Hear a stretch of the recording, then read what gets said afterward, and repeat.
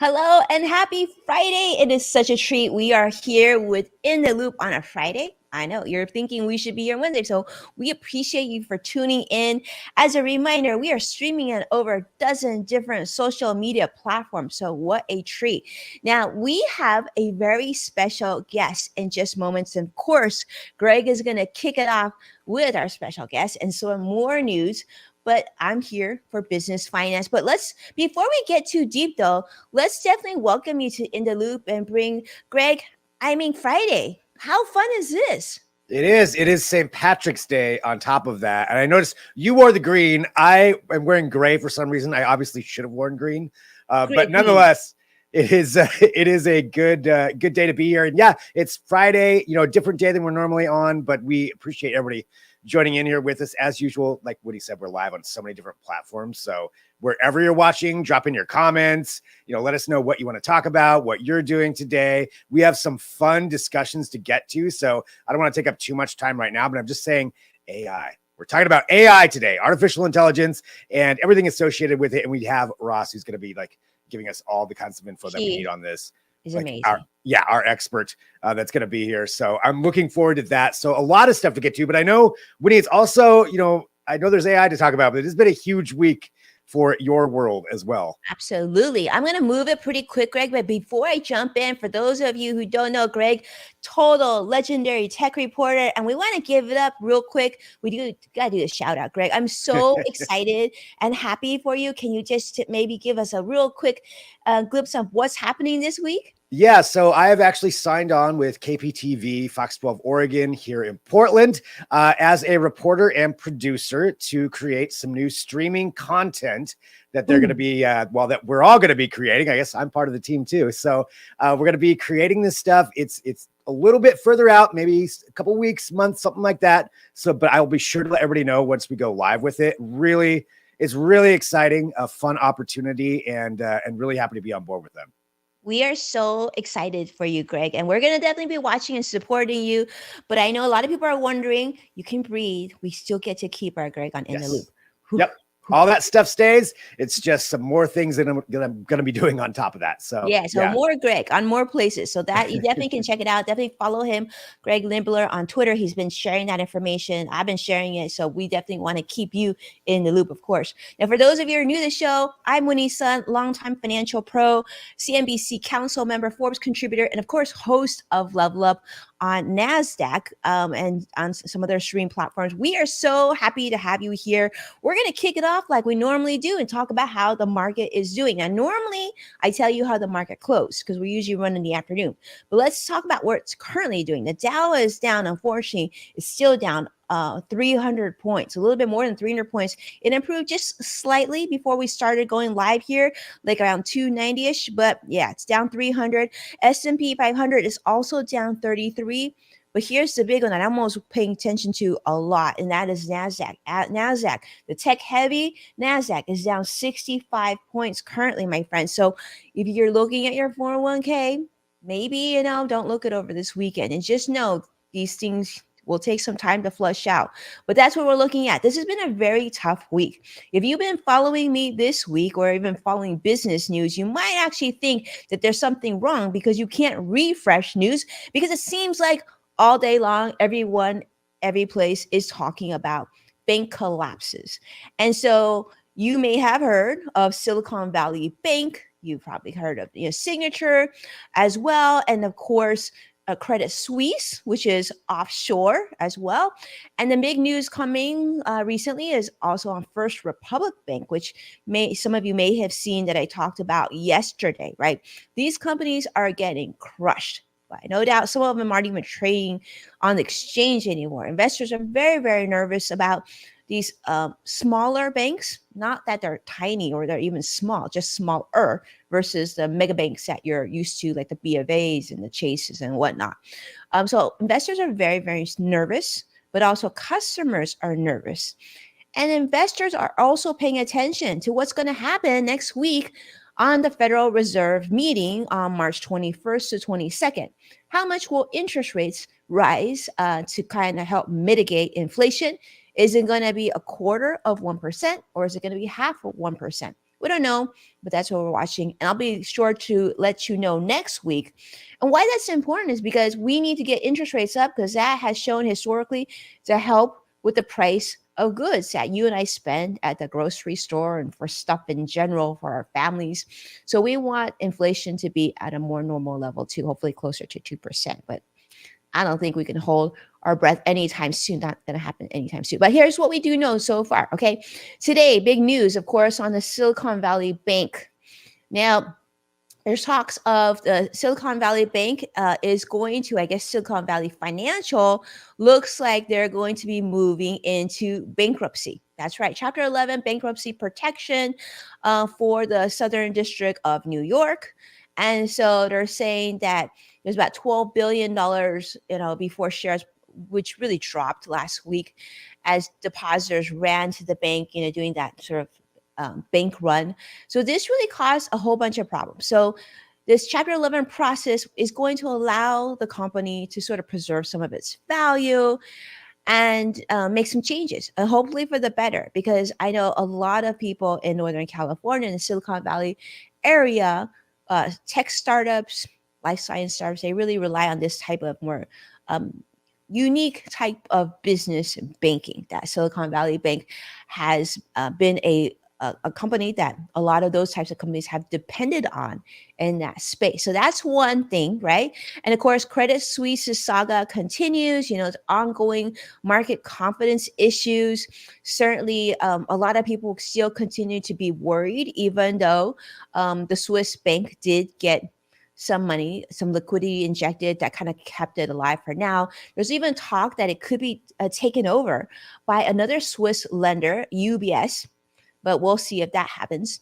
And of course, yesterday's big news is First Republic Bank, which, based in San Francisco, needed to be bailed out, essentially. A $30 billion rescue of First Republic Bank by, JP Morgan CEO Jamie Dimon, as along with many others. We know that, um, many people are working that. In fact, I think 11 banks actually stepped up and helped made a contribution into the bank at First Republic, providing, some banks providing as much as 5 billion in uninsured deposits just to make sure that the bank stayed afloat. And if you think that this is the end of this bank saga, well, then you probably think that Elon Musk has turned really, really nice overnight. Not going to happen. Still a lot of things are going to be flushing out. So I think this is one of those situations where I would sit back and watch and wait a little bit. I wouldn't get too aggressive, but especially this weekend, take a look, review your bank accounts, make sure you're not overly concentrated in one area. And remember that FDIC insurance covers up to 250,000 in one bank account per title. So pay attention to that, right, Greg? I mean, like, Greg has been crazy in the financial. I've been so busy. I think I've done like 8 interviews this week on television shows and interviews. It's been nuts. I can only imagine. Yeah, for you. I mean, I was following along with some of it. There's so much that's happening. I definitely followed along with the Silicon Valley Bank and just like the craziness behind that. There's a podcast I listened to that kind of explained it out for me. But yeah, it's wild out there. I mean, you have your work cut out for you just even reporting on all of this. I imagine your phone's going off the hook all the time. Yeah, but it's been really, really fun. I mean, I want to thank, I've been on it's been very, very fun. But, before we got to say hello and welcome to, of course, Sadiq is here on YouTube Live. By the way, Greg, Sadiq says congratulations. And Joshua is also saying congratulations. So thanks you so guys. much. Everybody's supporting. We're so excited, Greg. You're like our family. So when something good happens, we want to celebrate that. But I'm going to be quiet because I want to hear from you and Ross. Because for those of you who don't know, Ross Quintana is like amazing. And he and I are on Adobe Insiders together, and it was such a treat to have him with us today.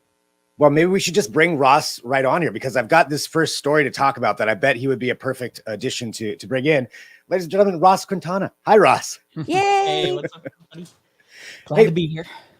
Ross, for everybody who's watching too and tuning in and getting to see you, they may already know who you are. I'm sure you've got to have a huge audience that's already with us. But can you kind of explain a little bit about your background and how what it is that you do? Is just so many amazing things.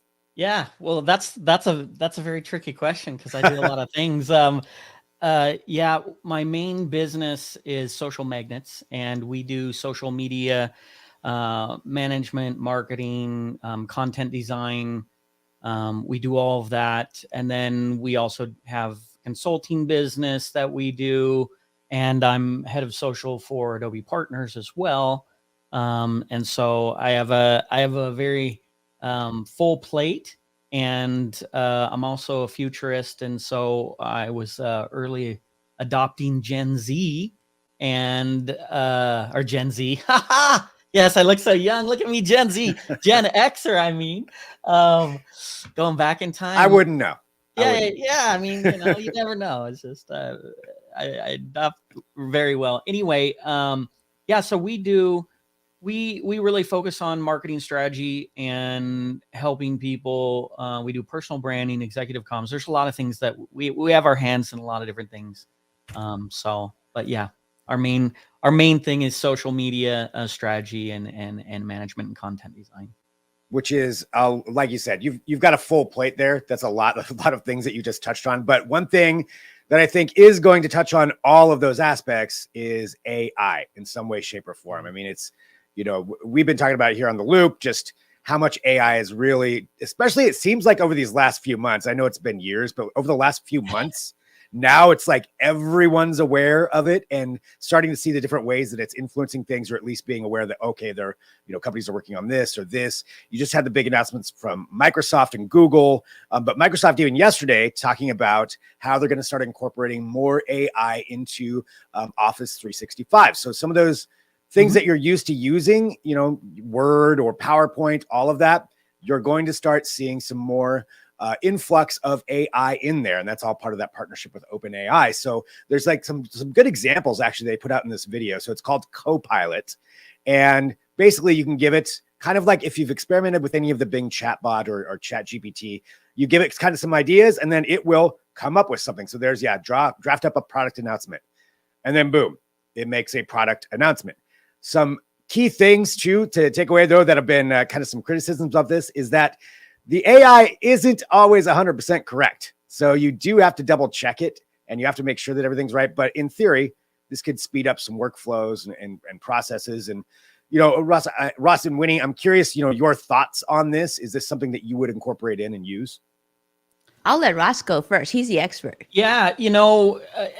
Along with and going on with this, there's so many ways it's going to be integrated. We went from it going from a buzzword, right, to actual adoption. And as somebody who, watches every hype cycle, and then I'm always the voice of reason that comes in and says, okay, but it still has to go through the adoption arc. And so as much as people were, every time they talk about, oh, it's going to be AR and the world's going to be changing. Oh, then it's VR and then it's AI.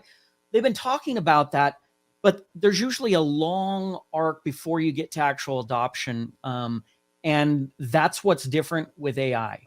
Salesforce also announced their kind of Einstein GPT.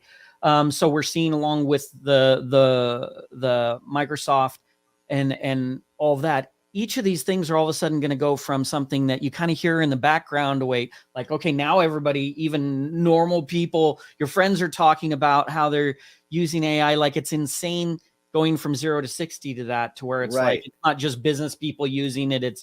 It's really getting into all of the feeds and everybody's finding new ways to do it.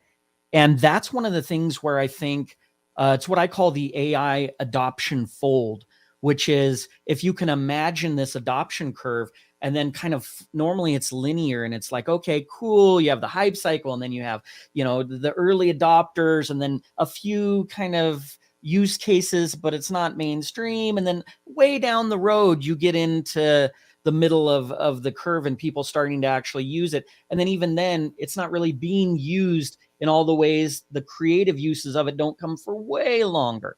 And what we have here is we have that adoption, that linear thing folding on itself. And I did this article for CMS Wire about search and AI. And one of the interesting things is we instantly went from finding destinations of information, right, to actually getting the context of the information. Whereas before, you'd go and you'd get 10 sites and you could look at 5 and you could pick the information you wanted and needed. And that was all on you.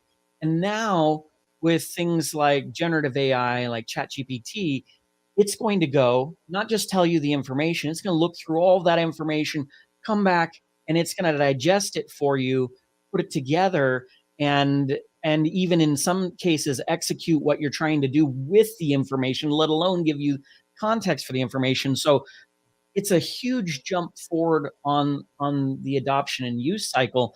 And that's what we're having with AI. People talk about AI being something that's growing so fast, which it is. I mean, NVIDIA said they predicted its AI was going to be 1 million times more powerful than ChatGPT in just 10 years. 1 million times. That's not just 1 million.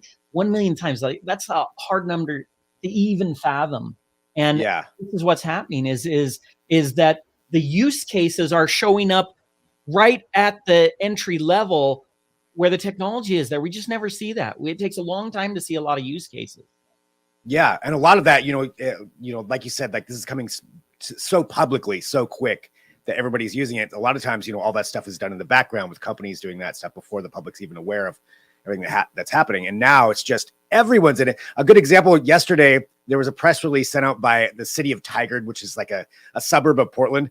Their Parks and Rec department now uses ChatGPT to generate and send out their press releases, which is just kind of bizarre and weird in its own right. But still, it's everywhere right now. And, talking about that and about how it's being incorporated into so many different products, I think looking at, part of what you do, because you do so many different things, but talking about, the influencer side and social media, how do you see AI affecting that? Like, is this something where this may be a little bit out there, maybe not, but do we get down the line to where, AI is going to be the best social media influencer, where it's some fake person created? I know that there's some of that out there right now. It's already out there. And here's the thing, being in that in the influencer world and then the content design kind of content creator world, there's a whole bunch of people that rush in. When you watch this stuff from behind the scenes, you kind of see how people integrate it and what they're doing. And it's cool because some people really, come from left field with stuff, but a lot of times the early stuff is like really basic stuff. It's like, hey,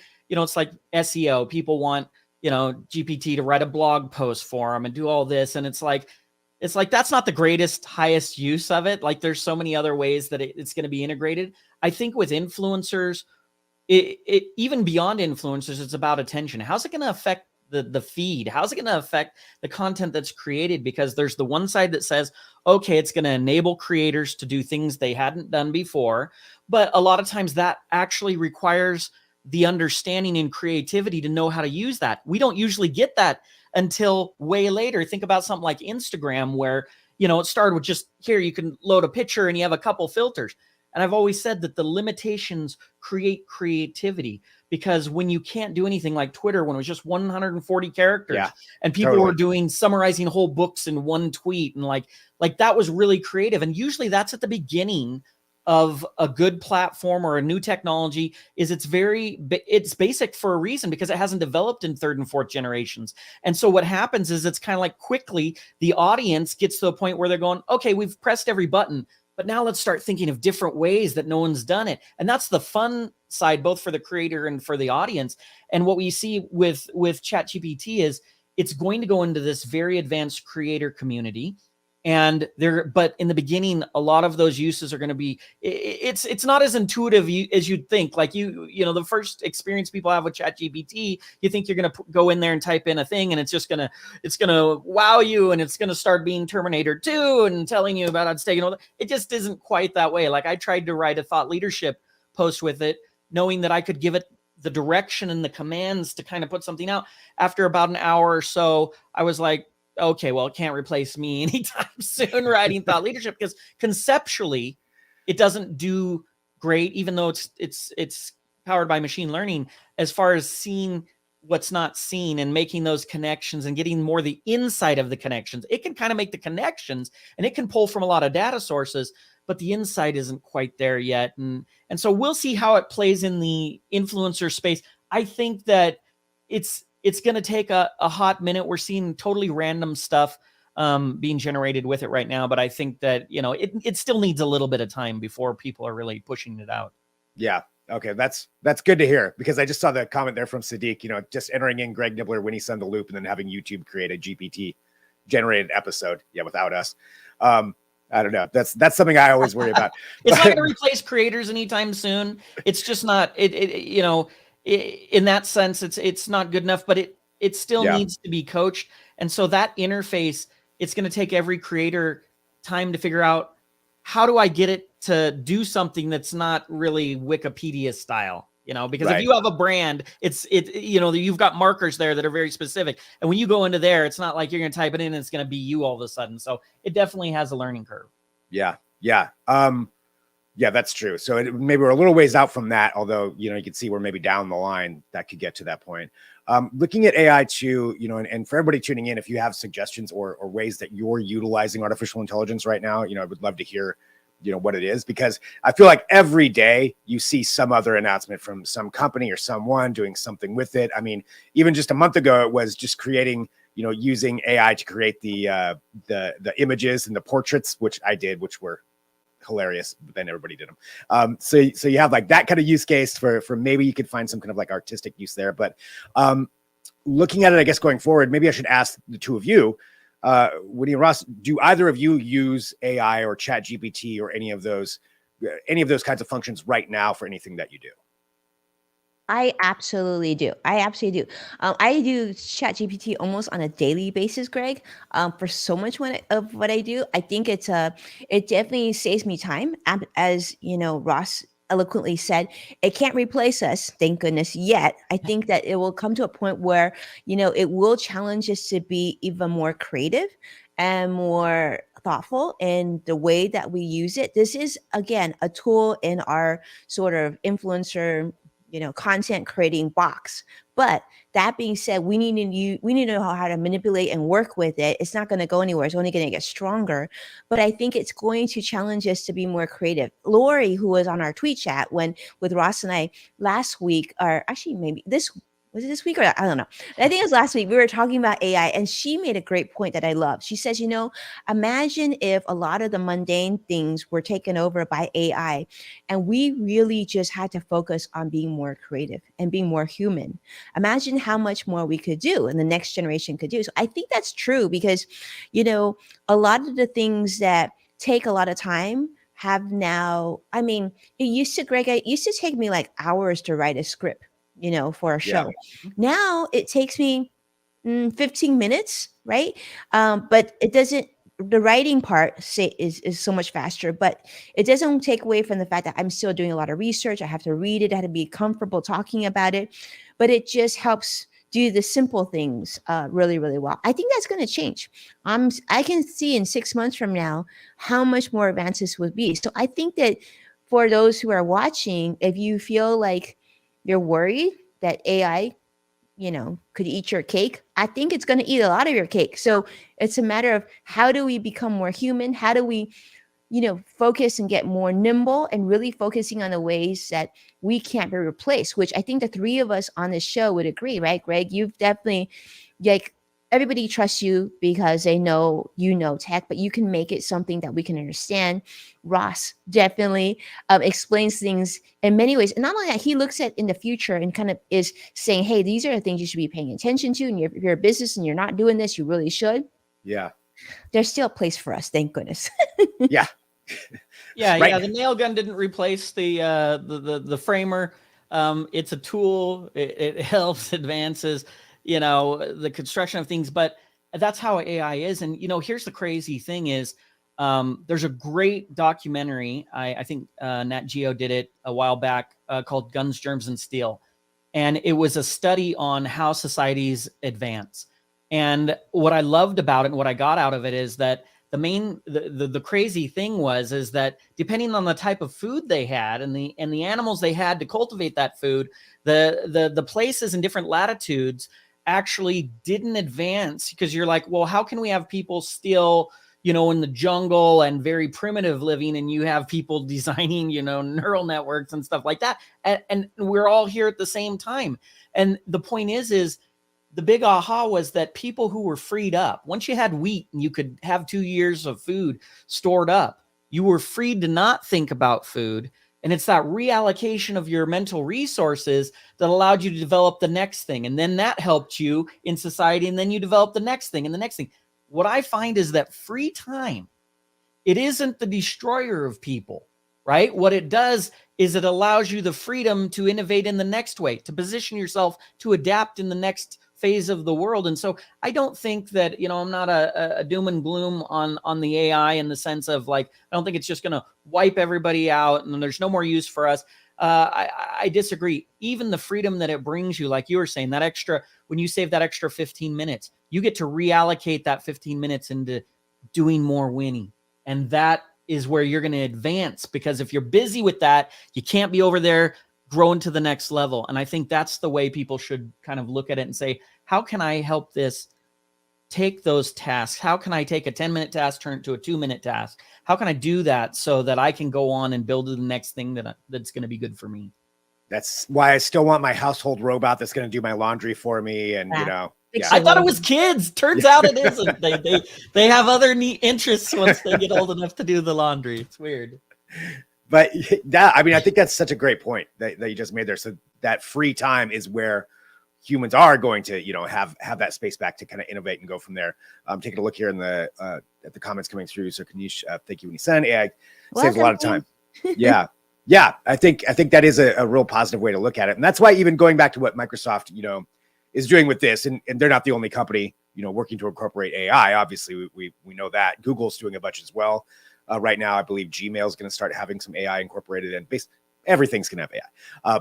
But some of the things they were showing, with this Copilot actually do seem like they'd be great time savers, especially if you're someone who's doing, say, a whole lot of PowerPoint presentations, which those can be tedious, to put together. But if you can just put in, what your topics are, and then boom, it generates it out for you, loads it with graphics, loads it with everything. That I could imagine would be a tremendous time saver for someone to not have to do that side of things. So, thinking about that and just thinking about, where you could utilize it, now it's in my mind, I'm like, okay, well, when he's using it to write her scripts, that's actually a really good idea. That can save a whole bunch of time, maybe SEO, like you were talking about, Ross, as well. But thinking about different ways that can be incorporated in, I think is pretty fascinating. Ross, from the futurist standpoint, I know we just kind of got into that a little bit there, but, freeing up time, how do you have any insight into that or thoughts on AI? Like, say, you mentioned 10 years from now or whatever, it's going to be a million times. What about like a year from now? How do you think it's going to be influencing all of us? Yeah, that's what's funny is guy I work with, Eamon French, he works at Social Magnets with me as a content designer. We were talking about this during the chat, and he's like, well, 5 years. And it was so funny because I was instantly thinking that the 5 year, that's how we used to kind of think of technology. Oh, this right in 5 years, because, and that cycle, that adoption cycle is getting shorter and shorter. And so I'm like, I don't even think I can talk about it in 5 years, because I think there's actually too many emanations of it that you couldn't fully grasp. This is the problem we have with AI right now. Right now, AI is seeping into so many places simultaneously, and not as like a little novelty, but as a full-on integration in so many different ways that people are just grabbing it and using it for different things, that it's too much to comprehend. And that's that's one of the issues with AI overall, is that there's no attribution model to say, hey, how'd you get this answer? Show me the sources, right, and all of the, you pulled from a million pieces of data. Can you map that out for? We couldn't digest that. So at a certain point, you have to let go and go, well, I guess it just got me the answer. I guess I can't ask any questions about where all that came from, so that I can say, oh, don't include that reference. That wasn't a good source, because it's the generative AI is pulling from just everything and giving you a collage of what it believes. And it doesn't know when it's wrong. Right. Yeah, That's a big problem. That is such a huge problem. I mean, even go back to that announcement, they're saying like, okay, well, yeah, it's going to be wrong sometimes, but like, where is it wrong? And that means that I have to identify what's wrong. You even think back about I think it was Microsoft too that had the Twitter account that they wanted it trained on tweets, and then it turned into a Nazi within like an hour. I mean, so it's like, yeah, how is all that working, behind the scenes? And I guess, yeah, you just accept it and be like, okay, well, it's right. Yeah, that's going to be, I think, an interesting thing to shake out and just figure out how is this being, not regulated necessarily, but how is it being tracked? How are we knowing exactly what's going on? Like, where are the stop gaps in there? Yeah, it's alien artifact, and people are just touching it, right. shooting lightning bolts, and we're like, hey, it doesn't even know what this does, and it's like, no, should we eat it? What should we do with it? And it's like, no, you got to be careful. And that's going back to your question about a year from now. The problem is what we can do is we can look in certain instances and say, here's where I think the arc's going to go in this industry and with this thing, but it's moving so fast. It's like the Spawn suit, going over the top of the person. Its tentacles are going in so many different directions that it's hard to understand the ecosystem, because then you get, besides the technology growing, then the use cases and the creativity then off that point to the next jump point. And someone did it with this, now I'm going to do it something like that over here, but even more advanced. It's moving so fast that I think we're going to run into an issue where we don't really know what it's going to look like in a year. We don't know what it looks like right now. Like, nobody can map out and tell us, here's what AI looks like, the AI landscape. It's not like something like mobile where you're going, here's how much adoption there is, and here's how many, devices are out there, and blah. That's easy. You can measure it. It's like the old thing, you can't manage it if you don't measure it. Well, we can't quite measure what's inside the black box with AI. Even individually, the companies in their individual instances don't fully understand it. And so we're just keep making it like, hey, let's just keep going. Yeah, I don't know. Maybe you shouldn't push all the buttons, the shiny buttons that are on there. Yeah, exactly. We're like, we want so bad to make it like it's human. And it's like, I always think that, and I'm like, I don't want. Why? Yeah. I don't want my microphone to have a mind of its own and decide is it upset at me? It doesn't want, it wants to mess up. It wants to screech. The speakers decide that they want to blow my ears out to see how high they can go. Like, I don't want my technology having a mind of its own. That's typically called a malfunction, right? If all of a sudden, hey, my computer, I got the blue screen of death. What happened? I don't know. It acted erratic. And then you're spending half the day trying to figure out why. Like, that's not the model we want to be applying to maybe one of the most powerful technologies that we've seen in our lifetime. I just think that's a little bit irresponsible. And so, sooner or later, we're going to have to, it's kind of like even with the jobs, right? When you look at the jobs in AI, there's no way they're going to be able to catch up to the technology. So you're not going to have people advanced enough to get out in front of it to take a look at it and say, wait, what is this? How is this working? Because by the time they get their education, it's going to be iterated so fast, and obsolete, so much further on, that it's going to be hard to keep up with it. And Ross, I think that's a great point. I think it's something that we need to harness, and we need to figure out how to, we need to babysit. And I think even using tools today, like, I think there's so much, I kind of equate it to, I remember back in the day when people were just starting off on social media and they would have interns or such posts on their behalf, right? I tested that out one day. And I remember one of my interns posted something about potato chips. I'm like, why are you posting about potato chips? And she's like, everybody loves potato chips. I'm like, but that's not like my brand. I love this story. Same thing with AI, right? But I want to sort of bring in some of the comments that we've been having on the show, which I think are really good. Kanishik is talking about how can we ensure that AI technology is inclusive and accessible to all, regardless of background or social set. I think this is a great question, but I do love the fact that it does sort of create an even playing ground, right? Like, I think this is a tool that more people will have access to, so have more information, but then so it'll be in terms of controlling this information too. And then Chef MDT second is saying, as long as AI isn't voting for me, I'll give it a chance. And I think it's one of those things, like I remember when the internet first came about, there were a lot of, or even texting. I remember there were people like, oh no, I'm not going to text. I'm just going to use a phone and call people. Why would you text, right? And like, why would you use the internet? We can go to the library and use the decimal system. Like, no. But yeah, I think we can't shy away from this. So here we also see another President Ross is obviously making a very valid point. Where I appreciate the intellectual capabilities of AI, limited in aspect, right? And right, definitely not equipped yet on emotional intelligence. Do you think it will, Greg, one day? I don't know. I was thinking about Ross's point on that too. I'm like, so what somebody's gonna have to say, like, I'm sorry I couldn't finish the project today. My computer and I got into a fight this morning, and we're not talking. Yeah, we're not talking right now. I don't know. I'll try to work it out. Like a cat, it's emotionally punishing me by giving me the wrong results so that my job becomes in jeopardy. It deleted my media file because it was really ticked off. I don't know what to do. Yeah. So that's a good point. I don't know how. So I've been messing around with ChatGPT, and I don't know if you've noticed this, but if you ask them to do the same function 3 different times, it will give you 3 different results, which is really weird. So sometimes, like I'll say, like create bullet points for me on this thing that I'm studying, right? And then I'll create this, and then I'll come back and I'm like, okay, use the same function, create bullet points for this, and then it's all different. And like, what is going on? I thought this was a computer. Isn't it supposed to give us like some sort of consistency? That's a big problem because I when you create personas, like some people, you can create a persona and I'll put in a list of hashtags.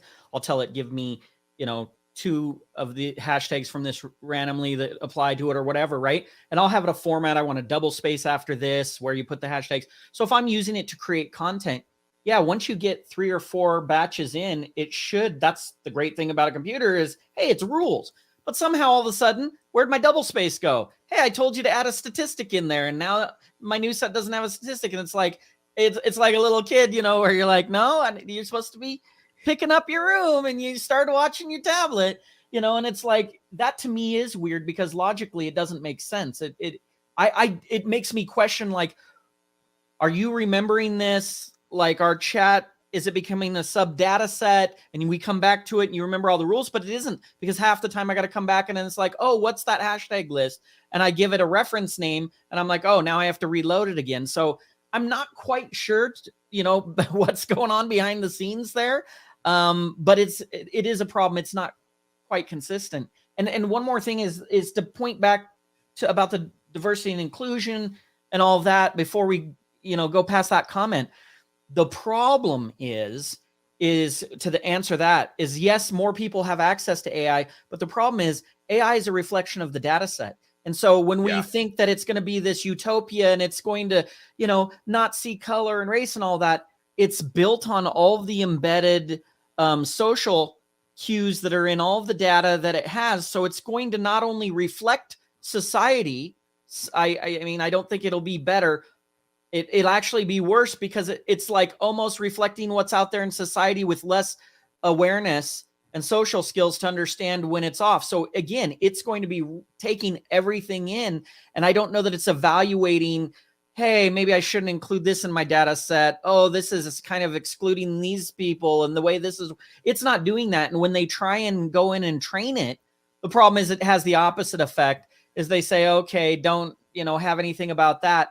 And then it inadvertently, eliminates entire groups of people. So I've read some different things on this, and it's a bigger problem than it's not an easy solution, because it's like saying, why can't we all just get along in the world? And it's like, well, as much as we want that to be true, it's not going to be. There's violence and there's conflict, and you put enough people together, you're going to get that. You know what I mean? So it's like, what can we do instead to mitigate where we can, where it makes sense, and what's smart to do that? And I think we can do some of that, but it's just not going to be like, hey, great, we just put in a few rules and say don't be racist, and now it's not racist.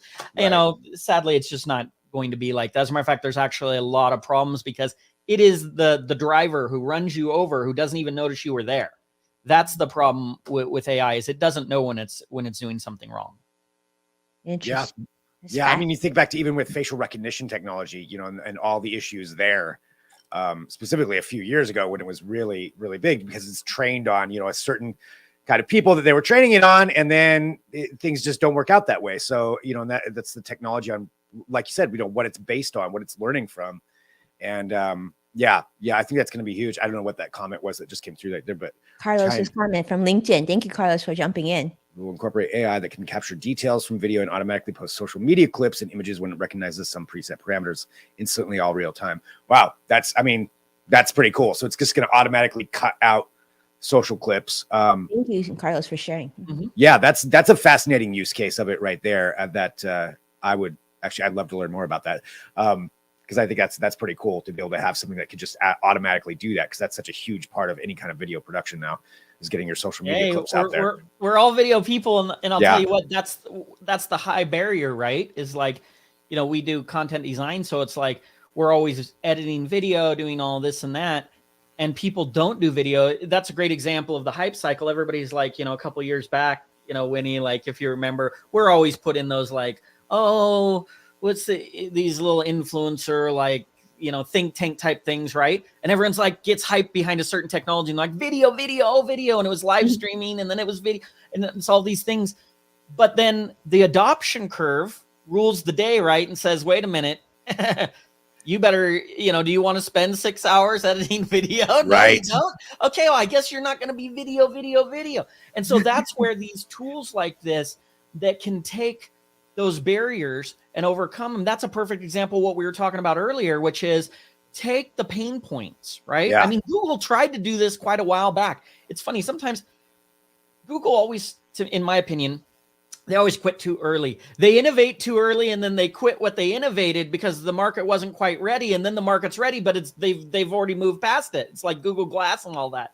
It's like, so here's the thing is I feel like, yeah, finding those barriers. They used to have a thing where they were, on your phone where it was like, hey, you use all this stuff, you know, would you like me to just make this a button for you? And I was like, this is what I want. As a growth hacker, I'm like, one less click is gold for me. Like, I don't want to do things in 3 menus. Give it to me. Give me the things I do all the time right up front, because I'm not ever doing the other things, you know, rearrange that. And I think that's a good use that now they're revisiting. You're seeing some of that. And I think we're going to see that in that Office integration with AI. I think you're going to see a lot of those multi drop down here, going to do this. And then it's going to be watching what you're doing. Sounds creepy. But then it's going to say, hey, you know, you're moving this information 3 different ways and going all this. Would you like me to just give you a button to do the same thing over and over? Or do you want me to just do it for you on the rest of these 6 examples? Like, that's the technology I think everybody's hoping for and waiting for. Yeah. And you know, and doing the dishes and folding the laundry. Yeah. Like yes. All of those things. I need that. Free up my time. That is great. Well, I mean, this has been just a fascinating discussion, just talking about all this too, you know, and just where it's all going.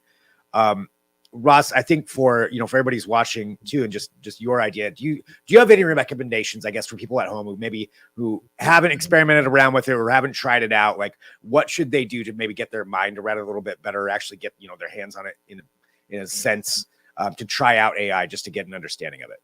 Yeah, I think to Winnie's comment earlier about texting, I remember I was kind of a later adopter on texting. I was like, you could just send an email. I could make a call. Like, everyone's jazzed out about sending 10,000 texts, and look at the bills are going so high. All the news was like crazy. And it's one of those things that the minute you try it, the minute you're at the store and you're just like, oh, do we need macaroni? And it's like, oh, you're like, you get it. And that's how AI is. So the thing I would suggest for people is probably go check out, like, ChatGPT is really low hanging fruit. I think what's amazing about ChatGPT is that when you go in and you just start messing around, within 5 minutes, you're going to understand how it's different than going to Google. Like, it is not an easy way to describe it. You just get it. And so that's what I would suggest, is that people just go try it out and go ask it some questions and talk with it. I mean, the whole technology when chatbots were it's going to be chatbots, and Gartner and all these predictions of like how it's going to integrate, and then it was like chatbots came out and they were so terrible and they didn't answer right, and it's like after the 9th time you're like, okay, I'm never talking to this thing again. Then you totally evolve and zoom forward with like ChatGPT, and it's a whole different experience, and you understand, okay, I can like you instantly get how that's going to start to affect and change people and things that you could do with it. And so you just got to get in there and start talking to it. It's conversational interface. And so that's a little different. You're not saying, hey, da, da, da, you know, giving a basic Google command. I think people, you know, it's like I asked it at one point, do you like to be considered a tool or do you want me to talk to you as a person? And it's like, I'm a tool. And, you know, it's conversational interface. And that is, I think, part of the interesting part about it. So I'd say go try out I believe it's OpenAI. openai.com, I believe it is. Yeah, I would recommend that too. That's a great recommendation for everybody at home. You know, if you haven't tried it out, just go do it. I mean, it's free to try, so you can go in there, just get more of an idea of really what's going on. But yeah, this has been fantastic. You know, Ross, thank you so much for being here with us today too. Yeah, thanks for having me. Absolutely. I love the conversation. Of course, you know, Winnie, you've been friends for a long time, so it's great to come to the show. And you know, AI is one of those things where, yes, for the first couple seconds, I was like, oh, another hype cycle. All I saw in the feed, it was like, oh, please. I almost didn't really deep dive into it because it was almost obnoxiously everywhere in the feed. But then do yourself a favor. Yes, it can be obnoxious to see the 200th post about ChatGPT. You know, but go in there, try it out, because, you know, it's gonna evolve and it's gonna be part of so many different areas of everyone's lives that I think that, you know, you want to just get in and experience it for yourself. Awesome. 100%. Thank you, Ross. This is incredible. I learned so much, and I mean, I think there's so much potential with this tool, Greg. I'm so glad that Ross could spend some time and kind of teach us and explain some of this too. I know it's definitely the buzzword. I think there's a lot more for us to talk about on this subject, Greg, in the next few months, next few years. It'll be exciting to kind of witness this all together. Yeah. Who knows? We talk about this in 2 months. It could be completely different. Something brand new could be out by that time. And one thing I would say is, one of the best things that people can do too is, one way or another, it's going to impact your life. And so just don't ignore it in that sense, because just having conversations like this, even when there's like 10,000 things we could have talked about AI, and maybe we only talked about 15, the fact is that just having it top of mind and getting that, opening up your awareness to different things, and where, like, that's the best thing, I think, because we were talking about the technology kind of being a runaway technology. So for that reason right there, the best thing that everyone can do is just keep looking at it, keep thinking about it, because that's going to ease that gap from it being everywhere and then you're totally clueless about it. It's like you gotta put your toes in the water where you can here and there. Got to stay up to date on it. Well, yeah, fantastic advice, and thank you to everybody who's been joining us here today. You know, who always tunes in. We love being here with all of you, and you know, and everybody who's sharing and liking the show and all of that. You know, that's we really appreciate it. And Winnie, thank you very much too for this newer time slot that works. Thank you so much, Greg. And thank you so much, Ross. One challenge I'd like to share with all of you before you tune off here is, for those of you who are watching with us today, share with us how you envision using AI in your life, and make sure to tag myself and, of course, Greg Nibbler. We are on all the social media platforms, and our direct messages are open on Twitter as well. So if there's ways that you're using that you thought were fascinating, definitely share with us. We'll definitely, Ross, we're going to definitely have to have you back again, because this was such fascinating conversation. But with that, congratulations, Greg, again on the new show, and we appreciate you. But most huge applause for Greg, and hope you have a beautiful weekend, and sincere thank you so much, Ross. We so appreciate you. Yeah, thanks everybody. Thanks, Ross. Thanks everyone. Thank you, Winnie. Bye.